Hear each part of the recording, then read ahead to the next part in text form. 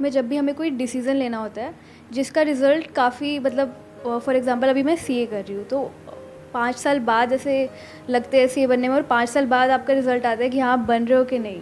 5 साल बाद ऐसा लगता है कि मैंने ये लाइन तो चूज़ कर ली बट अल्टीमेटली मुझे इसमें जाना ही नहीं है। या फॉर एग्ज़ाम्पल अगर आप शादी का डिसीज़न ले रहे हो तो आप चूज़ कर लेते हो कि हाँ मुझे इसके साथ शादी करनी है, बट कुछ सालों बाद ऐसा लगता है कि वो एक डायरेक्शन में ग्रो करा और मैं एक डायरेक्शन में, बट मुझे ये नहीं चाहिए था।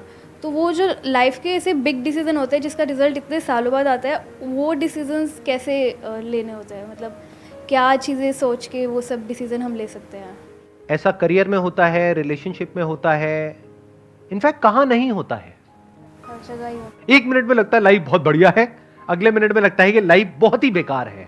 एक मिनट में लगता है सबके साथ रहना है, अगले मिनट में अंदर से आता है सब गए भाड़ में, सब छोड़ छाड़ के मैं वहां चला जाऊंगा या चली जाऊंगी। ऐसा होता है नहीं होता है? एक मिनट में होता है ये करना है करना है करना है करना है, फिर जब करना शुरू करते हैं अरे ये तो बेकार है, इसमें कुछ नहीं है। जैसे होता नहीं है, शॉपिंग कर रहे हो, ऑनलाइन देख रहे हो, ये चीज चाहिए चाहिए चाहिए चाहिए, जब आ गई तो उसकी तरफ कुत्ता भी नहीं देख रहा, आप तो बस देख रहे हो। तो आपको समझना पड़ेगा कि इसका रीजन क्या है। आपने दो बातें करी, एक कि अभी आप सीए कर रहे हो और मान लेते हैं कि 5 साल बाद आपको रियलाइज होता है कि ये मेरे लिए नहीं है। तो क्या है आपके लिए? पेपर पे लिखो। पेपर पे आपने एक तरफ लिखा सीए, दूसरी तरफ मानो लिख दिया सीएस। सीएस मुझे करना है, सीए नहीं करना है। That could be CS, CZ, CY, CX, whatever it is. तो अब उसके रीजंस देखो ना कि इसको छोड़ने का क्या रीजन है और ये करने का क्या रीजन है। तो थोड़ी देर में जब आप लिखने लग जाओगे और अपने माइंड को लिख करके क्लियर करोगे, ये बात मैंने बहुत बार बोली अपने सेशंस में, but I am not sure कितने लोग इस बात को समझते हैं और एक्चुअल में करते हैं। कभी भी कोई भी प्रॉब्लम हो, अपने माइंड में उसको सॉल्व करने की कोशिश मत करना, एंटैंगल्ड हो जाओगे बुरे तरीके से। स्पेशली अगर प्रॉब्लम बड़ी है तो, छोटी मोटी है तो माइंड में ही करनी पड़ेगी। जैसे बाइक चला रहे हो, स्कूटर चला रहे हो, व्हाटएवर, और एकदम से कोई सामने से आया तो उस वक्त पेपर पेन लेकर के नहीं बैठ जाओगे, क्या करूं, तब तक तो हो जाएगा जो होना है। उस वक्त तो इमीडिएट एक्ट करना पड़ेगा। बट ये जो बड़े डिसीजंस हैं, शादी का डिसीजन, डिवोर्स का डिसीजन, करियर चूज करने का डिसीजन, करियर को छोड़ने का डिसीजन, ये बहुत बड़े डिसीजंस हैं, छोटे नहीं है। तो इन डिसीजंस को माइंड में कभी सॉल्व करने की कोशिश मत करना। तो कैसे करना है? पेपर पेन लेकर के माइंड मैपिंग करना सीखो ना। कितने लोग आप में से माइंड मैपिंग करते हैं? सच बोलना, झूठ मत बोलना। सिर्फ 4-5 लोग, इतने लोगों में से। तो माइंड मैपिंग करना सीखो। माइंड मैप से क्या होता है, लाइफ में सेंटर में कुछ आता है जो बहुत इंपॉर्टेंट होता है, उसके अकॉर्डिंग माइंड मैप बनता है, तो लाइफ में आपको क्लैरिटी आती है। तो जब आप ये करोगे तो आपको समझ आएगा कि उसका कॉज क्या है। हो सकता है सीए जो आप कह रहे हो कि अब मुझे रियलाइज हो गया, ये रियलाइज क्या होता है? Realisation is nothing but your thought, कि मुझे ऐसा लग रहा है। आज कुछ और लगता है, कल कुछ और लगता है। एक रिलेशनशिप में कभी रियलाइज होता है कि ये तो बहुत ही बढ़िया है, कभी ऐसा लगता है कि ये तो बहुत ही बेकार है। तो ये रियलाइजेशन क्या होता है? तो इस रियलाइजेशन वर्ड को हटा दो कि मुझे रियलाइज हुआ, उसके कॉज को समझो। हो सकता है आपको कॉज मिले कि मैं इसलिए आगे कंटिन्यू नहीं करना चाहती क्योंकि मैं बोर हो गई हूं। हो सकता है कॉज मिले क्योंकि इसमें बहुत एफर्ट है। ध्यान से समझो इन माइंड की गेम्स को। ये माइंड की गेम्स है हमारी, जो माइंड गेम्स खेलता रहता है आपके साथ। तो पहले आपको कॉज को समझना है। हो सकता है कॉज मिला बोर्डम, तो दूसरी तरफ देखो ना पेपर पे क्या लिखा हुआ है, सीएस। बोर्डम तो वहां भी है, टक्कर का ही है। सही कह रहा हूं, गलत कह रहा हूं? या तो आपने लिखा होता दूसरी तरफ बंजी जंपिंग, मैं ये बंजी जंपिंग का वहां पे ऋषिकेश में जाऊंगी, वहां पे सेटअप करूंगी और खुद बंजी जंपिंग करूंगी डेली और लोगों को भी करवाऊंगी। तब लगा कि हाँ कुछ डिफरेंस है। एक तरफ सीए लिखा हुआ है, एक तरफ सीएस लिखा हुआ है, टक्कर के हैं दोनों। ऐसे ही बॉयफ्रेंड गर्लफ्रेंड में कंफ्यूजन हो या पति पत्नी में कंफ्यूजन हो, तो दूसरी तरफ लिखो किसी का नाम।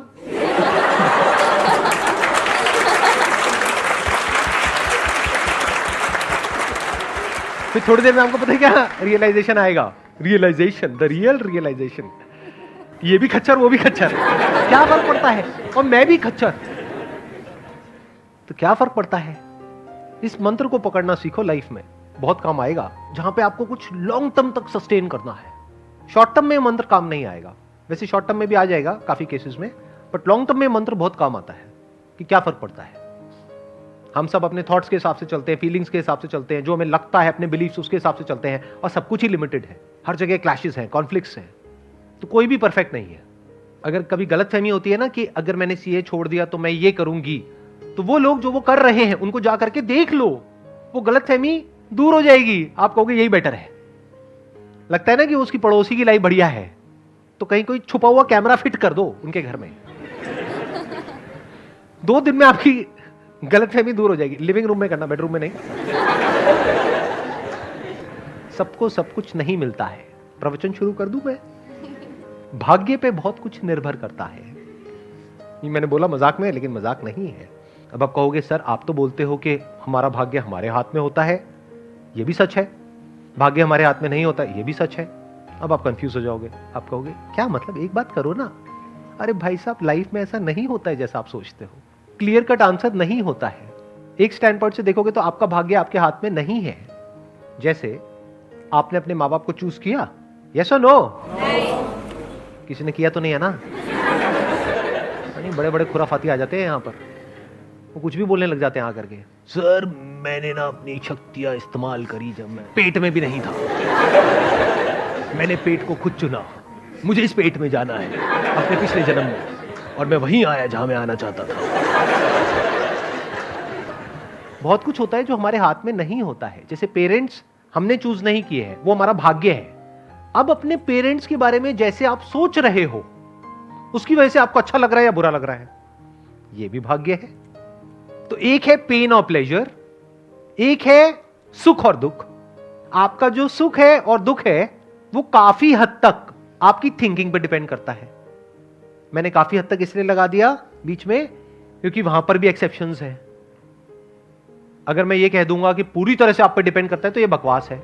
आपका पति है, पत्नी है, वो बदतमीज है, उसको ये नहीं पता रिस्पेक्ट क्या होती है, तो आप सुखी कैसे रहोगे? तो पूरी तरह से आपके हाथ में कहां है?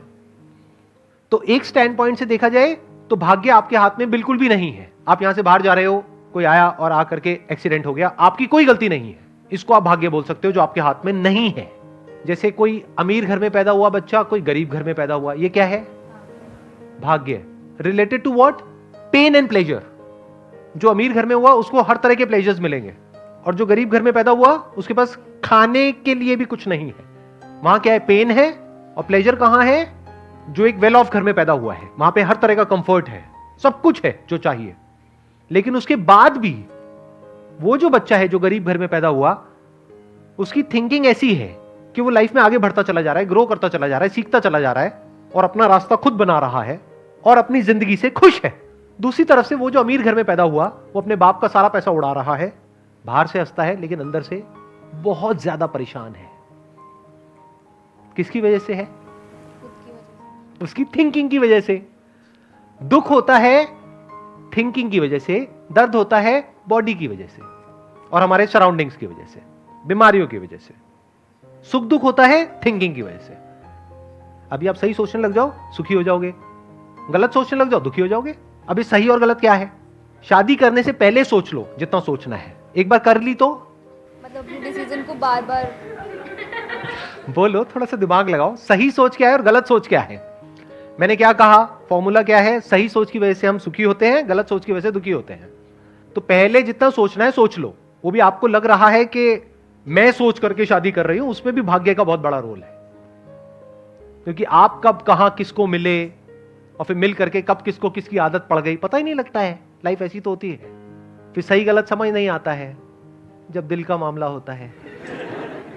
या फिर अरेंज मैरिज हुई तो वो तो पूरी तरह से ही भाग्य हो गया। शादी के बाद अगर सुखी रहना चाहते हो तो सही सोच क्या है और गलत सोच क्या है? अपने डिसीजन पे अटल रहो। मतलब नहीं, ऐसा नहीं है। अटल क्यों रहो? अगर सामने वाला जो पर्सन है वो महा क्या कहूं, पापी, घोर पापी है, अत्याचारी है, दुराचारी है, उसकी असुरीय प्रवृत्ति है, और कोई इससे भयानक वर्ड, जल्लाद है।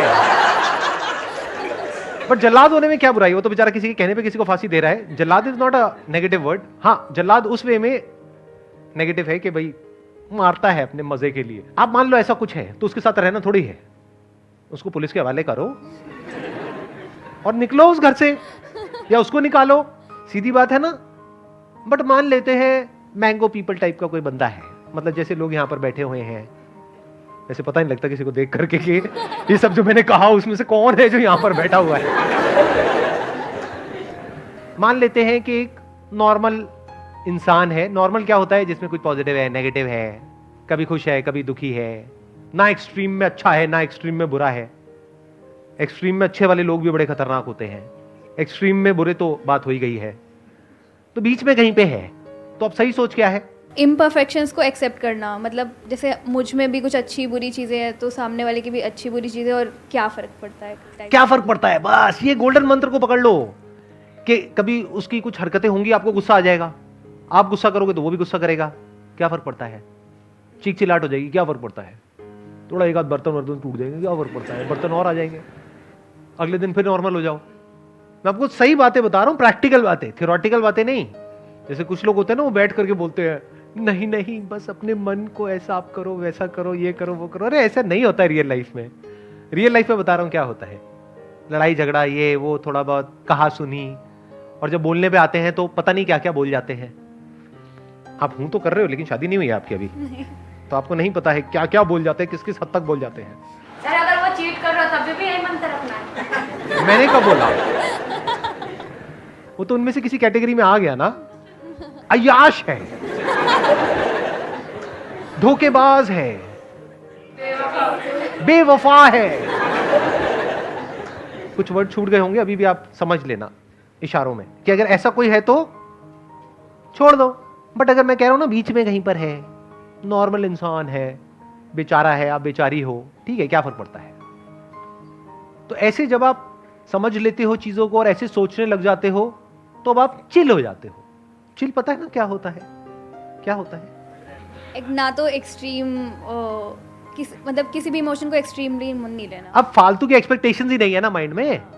फालतू की एक्सपेक्टेशंस ही तो जड़ है सारी की सारी प्रॉब्लम की, कि मेरा पति ऐसा क्यों नहीं है, मेरी पत्नी ऐसी क्यों नहीं है, रोज सुबह उठ करके मेरे माँ बाप के पैर क्यों नहीं छूती है।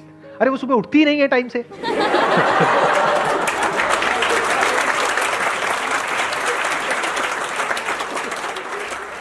तो उल्टी सीधी एक्सपेक्टेशंस जो हमारी होती है ना, उसकी वजह से गड़बड़ हो जाती है। तो कोशिश करो, अगर किसी से शादी भी कर रहे हो, अगर कर रहे हो तो, करनी नहीं करनी आपकी मर्जी, तो ऐसे इंसान से करो जो थोड़ा रियलिस्टिक सा हो, प्रैक्टिकल सा हो। जब थोड़ा टाइम स्पेंड करोगे, कुछ मीटिंग्स करोगे, अगर अरेंज मैरिज है, और लव मैरिज करोगे तब तो पता लग ही जाएगा, 2-4-6 महीने में पत्ते खुल ही जाते हैं एक दूसरे के। तो कोशिश करो कोई ऐसा इंसान हो जो थोड़ा सा प्रैक्टिकल हो। आपको जवाब मिल गया है? 70%। आप पक्का सीए के स्टूडेंट हो। मैंने इतनी मेहनत करी, उसके बाद भी आपने मुझे 70% दिए। क्या रह गई कमी? 30% कहां पर कमी रह गई?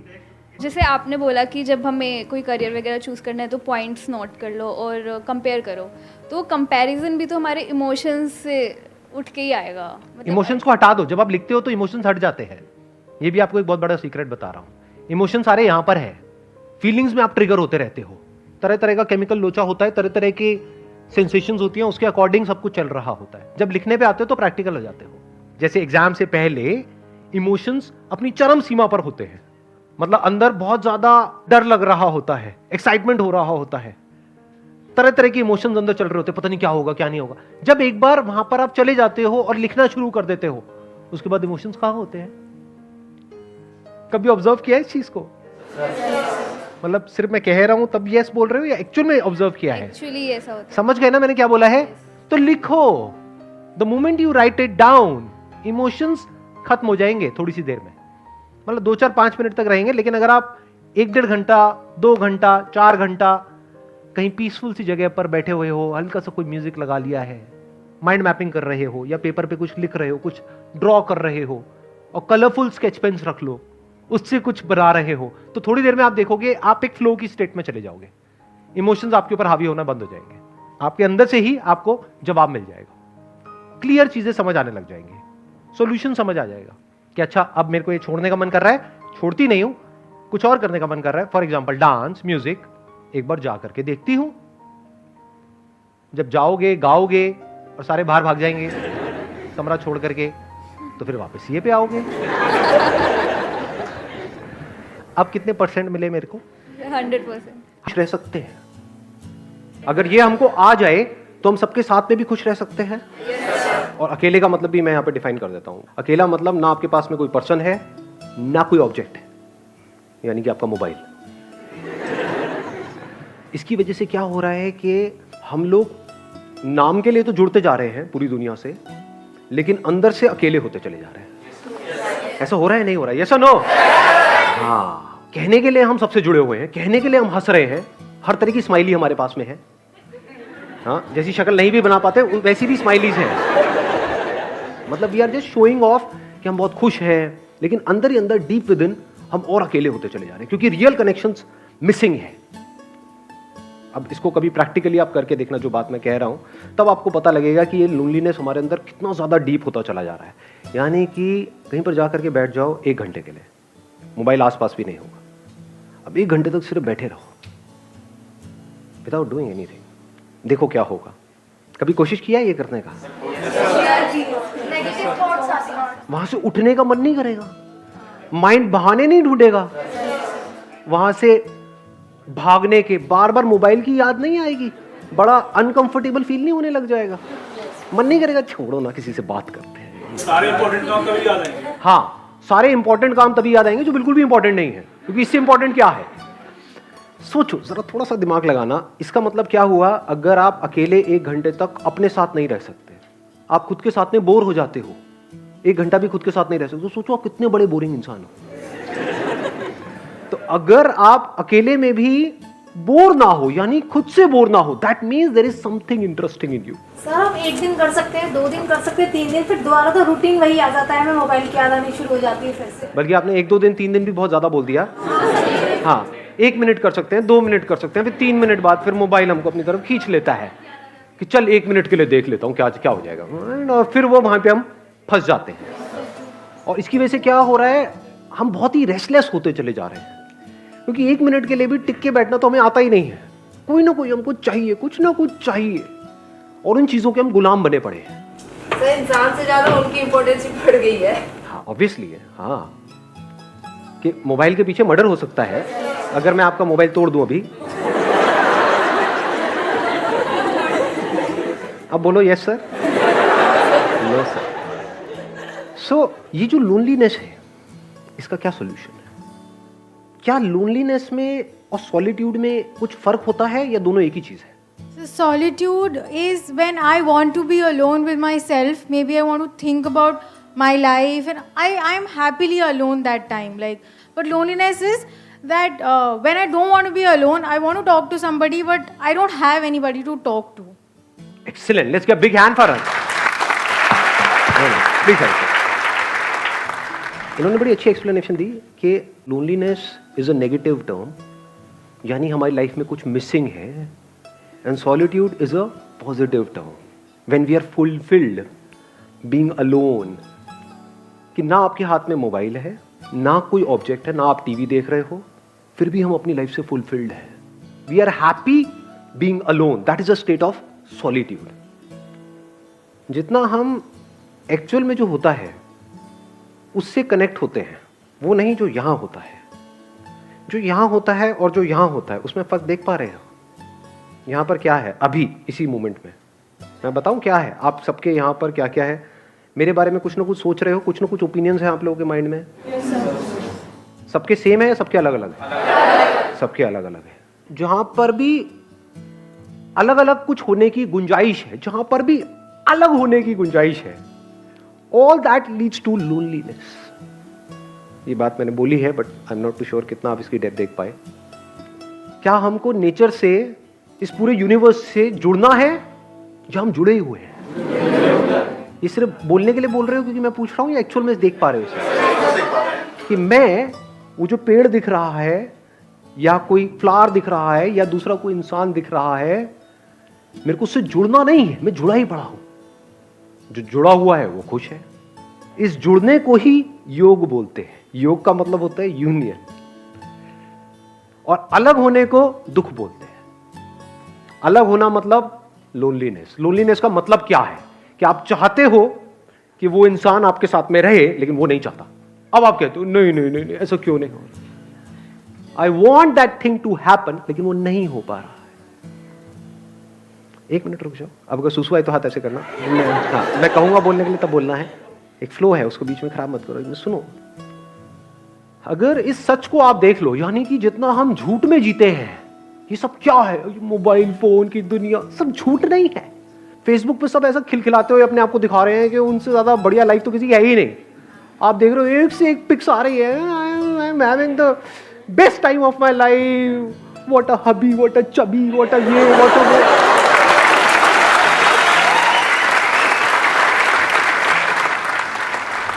और 4 दिन बाद पता लग रहा है अलग हो गए। अब कुत्ते बिल्ली की तरह एक दूसरे से लड़ रहे हैं, मैं उसको छोड़ूंगी नहीं, मैं बर्बाद कर दूंगी। सब झूठ नहीं है, सब दिखावा नहीं है। चारों तरफ हर कोई अपने आप को ये दिखा रहा है कि मेरी लाइफ तेरी लाइफ से बेटर है। ये सब झूठ की दुनिया है। इस सब की पैदाइश क्या है? यहां पर जी रहे हैं, यहां पर जी रहे हैं, इसके अंदर अंदर जी रहे हैं, मोबाइल में, इसमें उसमें, ये वो, अपने आप को स्ट्रांग दिखा रहे हैं, जबकि अंदर से बिल्कुल भी स्ट्रांग नहीं है, अंदर से डरे पड़े हैं। तो गिने चुने कुछ ना कुछ लोग तो होते ही है ना हमारी लाइफ में, 2 4 5 लोग। आपके पेरेंट्स हो सकते हैं, भाई बहन हो सकते हैं, ये वो। उनसे अलग होने के नाम से डर लगता है? नहीं लगता है। यही तो है बच्चे खुचे इस पूरी दुनिया में मेरे, अगर ये भी गए तो मेरा क्या होगा। कितने अकेले हैं और कैसे पकड़ लेते हैं। ये जो पोजेसिवनेस है, इसकी जड़ क्या है? अगर लोनलीनेस नहीं है तो एक बंदा जो अंदर से बिल्कुल ही अकेला है, उसको एकदम से कोई मिल जाए, उसको छोड़ेगा क्या वो, या वो छोड़ेगी क्या? अरे पकड़ ले नहीं जाने दूंगा इसको, नहीं जाने दूंगा, बड़ी मुश्किल से मिला है जी। अब फिर अलग होएंगे, फिर रोएंगे, फिर क्या करेंगे? वहां से हटेंगे उस बंदे से, अल्कोहल पे चले जाएंगे, सिगरेट पे चले जाएंगे, ड्रग्स पे चले जाएंगे। क्योंकि मजे की बात क्या है, सारा मजा गलत चीजों में ही है। देख लो जी, एक्सरसाइज करने में मजा आता है या कुत्ते की तरह खाने में मजा आता है? लाट पकड़ी खाए जाओ बस। सारा मजा ऐसी ही चीजों में है, अब गलत चीजों में है। तो हमारी पूरी लाइफ ही गलत हुई पड़ी है, झूठ में जी रहे हैं, यहां जी रहे हैं। तो यहां से अगर आप यहां आ जाओ, एक्चुअल में देखो कि लाइफ क्या है, एक्चुअल में देखो कि आप क्या हो, क्या आपको कनेक्ट होना है इस यूनिवर्स के साथ में, या आप कनेक्टेड ही हो। इस सच को अगर आप देख लो और फिर किसी रिलेशनशिप में आप जाते हो, तो वहां पे कंफर्ट होगा, वहां पे इनसिक्योरिटी नहीं होगी, वहां पे सिक्योरिटी होगी, वहां पे प्यार होगा। क्योंकि deep within you are connected with yourself and you are absolutely safe, absolutely stable, absolutely secure. तो अब अंदर तक क्या है? कि कोई आए तो कोई बात नहीं, कोई जाए तो कोई बात नहीं। जब अंदर से ये चीज आ जाती है तो ऐसे बंदे को कोई नहीं छोड़ता, क्योंकि वो ही आपको आजादी दे सकता है।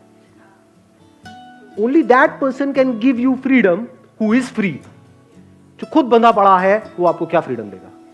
सर, अगर किसी ने सॉलिट्यूड अटेन कर भी लिया तो क्या वो परमानेंटली रहेगा? मतलब एक पीरियड आया कि उसे लग रहा है कि हाँ वो अपने से फुली सेटिस्फाइड है, वो अपनी कंपनी इंजॉय कर रहा है, बट जहाँ वो फिर फेसबुक अगर उसने खोला और वो लोगों को अपने से ग्रो करता हुआ देख रहा है, तो वो एक टाइम बाद फिर उसे लगने लगेगा कि मेरे पास कुछ भी नहीं है। Let's give a big hand for her. ध्यान से समझना, जो बात इन्होंने कही बड़ी इंटरेस्टिंग बात बोली है। अगर इस सॉलिट्यूड को हम अचीव कर लेते हैं, now what do we mean by achieving solitude? What do we mean by solitude? इसकी शुरुआत होती है 2 चीजों को डीपली रियलाइज करने से। वन इज कि अभी जैसे मेरी लाइफ चल रही है, मुझे इसको ऐसे नहीं चलाना है। क्योंकि इफ यू से कि नहीं मुझे तो अपनी लाइफ को ऐसे ही चलाना है, फिर आप सॉलिट्यूड की बातें कर रहे हो, तो आप बन जाओगे, क्या बोलते हैं, थाली का बैंगन,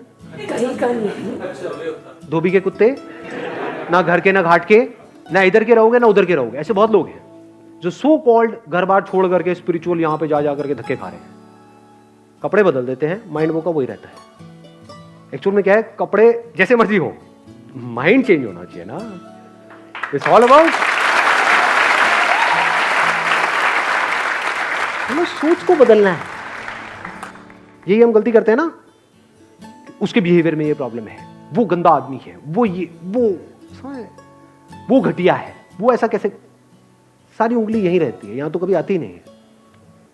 तो अकेले में बैठ करके अगर आपने खुद को ऑब्जर्व किया, आपने कहा यार यहां पर बड़ा खचड़ पचड़ है, मोबाइल छोड़ करके मैं 1 घंटा बैठने की कोशिश ही तो कर रही हूं, तो मैं बैठ क्यों नहीं पा रही हूं, मैं बैठ क्यों नहीं पा रहा हूं, क्या हो रहा है, ये माइंड की ऐसी हालत क्यों हुई पड़ी है? मतलब सब हिला पड़ा है अंदर से। अब अगर इस हिले हुए माइंड से मैं बाहर कुछ भी करूंगा वो भी सब हिला पड़ा होगा। तो क्या ऐसे ही जीना है? क्या ये अपने आप ठीक हो जाएगा? क्या ये जो आज माइंड रेस्टलेस है, क्या कल वो अपने आप बेटर हो जाएगा या और बुरा होएगा अगर कुछ नहीं किया तो? देख पा रहे हैं सच को? तो पहला स्टेप क्या है सॉलिट्यूड को डीपली समझने का या सॉलिट्यूड में जाने का? रियलाइजेशन ऑफ दिस फैक्ट कि आई एम सफरिंग। इसके लिए आपको समझदार होना पड़ेगा। बेवकूफ लोग इस बातों को कभी नहीं समझेंगे, उनके ऊपर से जाएगी सारी बातें। सर सब छोड़ो, लवली लवली 2 लगाओ रात को। और फिर देखो कहाँ जाती है आपकी ये सारी बातें, टेंशन पेंशन ये। तो इन लोगों के लिए तो ये सेशन हो ही नहीं रहा है। मैं बात किसकी कर रहा हूं? Who is intelligent enough to see कि आज नहीं तो कब। जैसे ही अंदर से आता है तो now there is no looking back, now there is no going back. अब फॉरवर्ड ही फॉरवर्ड है। अब आता है दूसरा step, now how to understand what solitude is. Solitude की शुरुआत होती है ध्यान से। व्हाट इज ध्यान? ध्यान करना नहीं है, ये मैं पहले अपने अलग अलग सेशंस में बहुत जगह पे बोल चुका हूं। ध्यान देना है। ध्यान देने का मतलब क्या है? अभी मैं बोल रहा हूं, आप ध्यान दे रहे हो? ऐसा मुझे लग रहा है। दे रहे हो? यस और नो? हाँ ठीक है। तो अगर अकेले में बैठे हो तो वहां पर क्या करना है? कुछ अजीब अजीब सी हरकतें करनी है, हाँ, अंदर कुछ करने की कोशिश करनी है?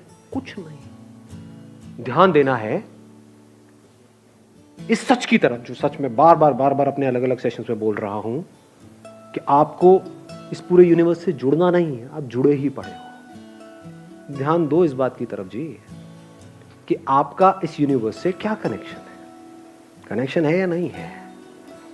अभी बारिशों का टाइम चल रहा है, तो कभी बारिश में जाकर के बैठो और देखो किस तरह से बादल बन रहे हैं। हाँ, नहा रहे थे। हाँ, एक है अब हम मजे के लिए नहा रहे हैं, है ना, छम छम छम छम छम छम। हाँ, तो बारिश में नहाने का मतलब क्या कि नहा करके एंजॉय कर रहे हैं। थोड़ी देर बारिश में नहाए, एंजॉय करा, फिर घर में गए, फिर रो रहे हैं बैठ करके। फिर वो बारिश में नहाना बिल्कुल ऐसे ही हो गया जैसे मोबाइल पे थोड़ी देर का एंटरटेनमेंट। ध्यान दो, आराम से बैठो जा करके, टिक करके बारिश में, और अपने हाथ पे जो वो पानी की बूंदें गिरेंगी तो उसको पियो। देखो क्या वो बादल आप नहीं बन गए हो, वो बादल बूंद बना, वो बूंद आपके हाथ में आई, तो क्या आपने बादल नहीं पी लिया है? जब इस तरह से देखते हो तो कुछ कमाल का होने लग जाता है। फिर क्या होता है, एफर्टलेसली आप 24 घंटे मेडिटेशन में रहते हो। मेडिटेशन करते नहीं हो। ज्यादातर लोगों के लिए मेडिटेशन का मतलब क्या है? 1 आवर मेडिटेशन, 23 आवर फ्रस्ट्रेशन। और बहुत लोग तो मेडिटेशन कर रहे होते हैं नाम के लिए, घर में बैठे हैं और चीख चिल्ला रहे हैं, कह रहे तुम्हें पता नहीं है मैं मेडिटेशन कर रहा हूं, हल्ला मत मचाओ।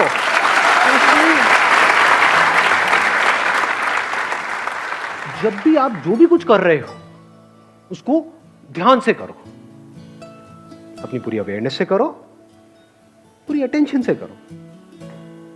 ये शुरुआत है सॉलिट्यूड की, ये शुरुआत है ध्यान की, ये शुरुआत है मेडिटेशन की। फिर धीरे धीरे क्या होता है, इसका अल्टीमेट गोल क्या है? कोई एक्सपीरियंस नहीं होगा, क्योंकि जो भी एक्सपीरियंस आया है वो जाएगा। इस बात को गांठ बांध लेना अच्छे तरीके से। अल्टीमेटली क्या निकल के आएगा ये सब करके? आपको 2 चीजें समझ आएगी। एक कि सब कुछ टेम्पररी है इस दुनिया में। अभी ये थियोरेटिकली तो हमको पता है, but we don't realise it, we don't see things changing. अपने आप को देखते हैं शीशे में और बोलते हैं कि मैं ये हूं, तो वी डोंट रियलाइज कि सब कुछ बदल चुका है। बचपन में जो आपकी बॉडी थी वो आप हो, या ये जो दिख रहा है ये आप हो? समझ रहे हो? हाँ, इस तरफ हमारा ध्यान नहीं है। We never understand these things. बचपन में कितने खूबसूरत थे आप लोग, कभी सोचा है?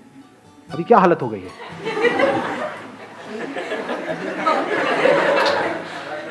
तो if you see things moving changing, जैसे अगर कभी आप बैठे हो, अब यहाँ पे कोई पैटर्न नहीं है कि आपको यही करना है, कहीं पर भी आप बैठे होगे एकदम से कुछ इनसाइट्स आ जाएंगी, कुछ नजर आ जाएगा, एकदम आप देखोगे बादलों में आपको, या कभी कहीं किसी हिल स्टेशन पे हो तो वहाँ पे ऑब्जर्व करना, रात के टाइम जब आप बैठे होते हो तो पहाड़ों में आपको कुछ शक्लें नजर आएंगी, वो पेड़ पौधों से अपने आप ही कुछ शक्लें बन जाती हैं।